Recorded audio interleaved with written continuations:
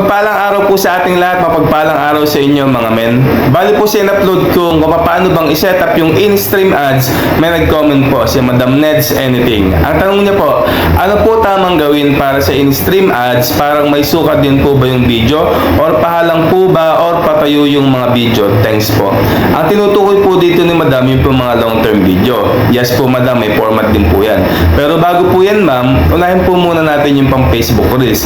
Na sa ganun po matulungan po natin yung mga baguhang content creator nang alam po nila kung ano po ba yung format ng video na i-upload po natin sa ating Facebook Reels. Okay po? So ganito po yan, sundan niyo po ako. Let's go! Bala ang gamit ko po palang application sa pag-edit ng video ay CapCut. Edit po natin tong video na to.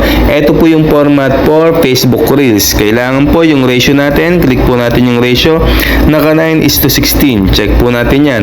At kailangan po yung pixel natin o yung resolution natin ay naka 1080. Naka 720p po yan. Baguhin po natin. Gawin po natin 1080p. Okay, so tandaan po natin, ang required length po sa Facebook Reels ay 90 seconds lang. Hindi po dapat sobra doon. Isa pa po sa mga kailangan natin tandaan, kapag po nagte-take tayo ng video for Facebook Reels, mas okay po kung naka-portrait or nakatayo po yung ating cellphone. Okay po? Once po na na-set up na natin, pwede na po natin i-export tong video. Click lang po natin to.